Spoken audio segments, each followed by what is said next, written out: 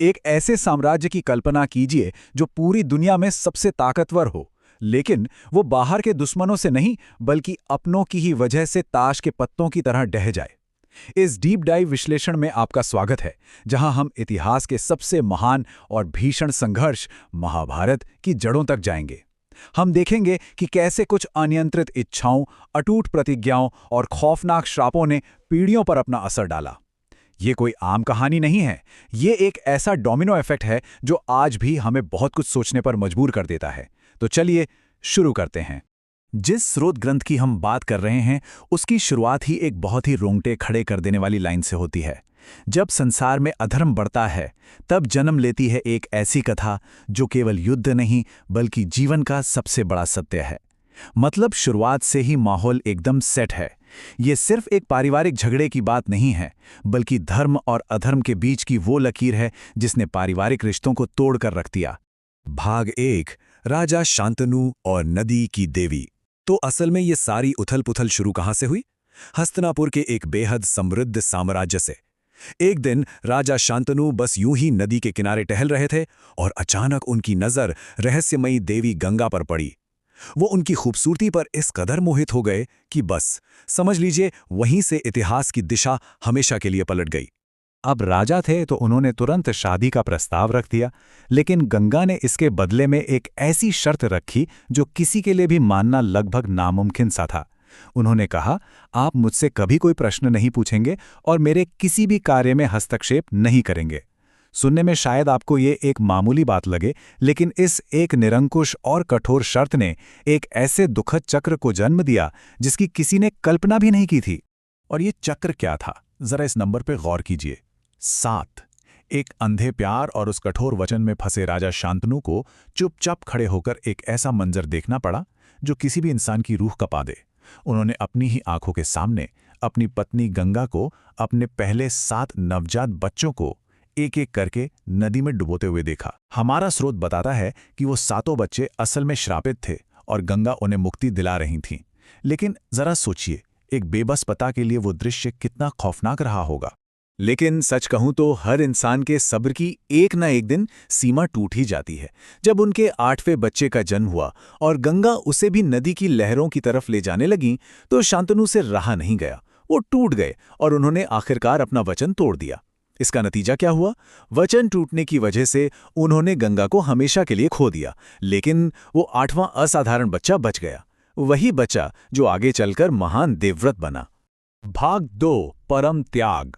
समय बीता और वो बालक देवव्रत बड़ा होकर एकदम परफेक्ट और हर विद्या में माहिर युवराज बना।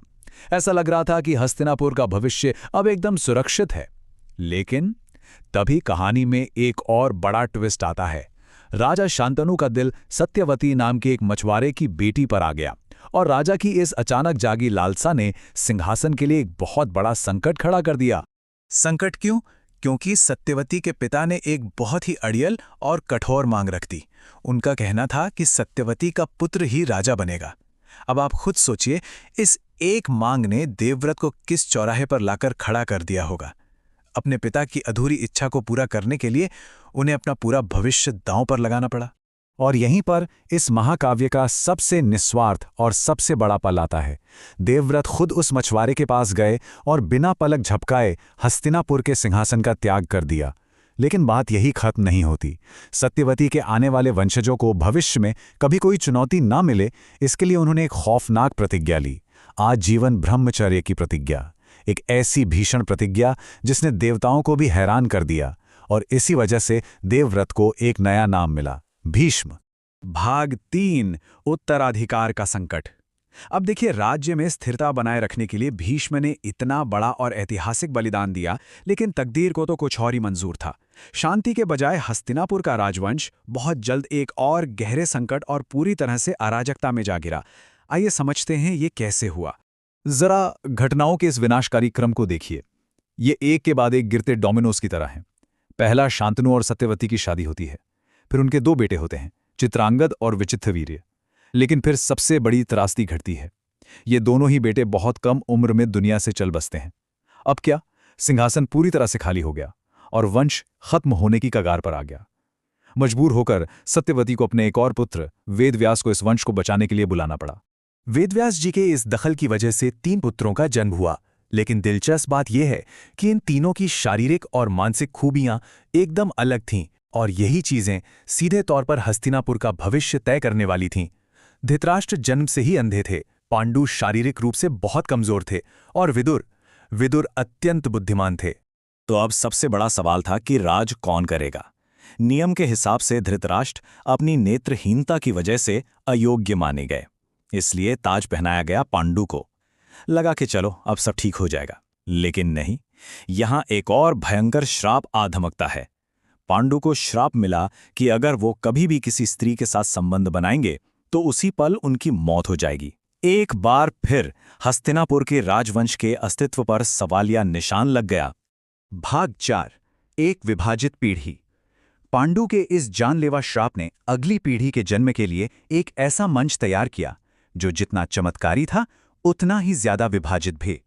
इसने एक ही परिवार को 2 हिस्सों में बांटकर रख दिया। हुआ ये कि हस्तिनापुर का वो आलीशान महल अचानक प्रतिद्वंदी चचेरे भाइयों से भर गया।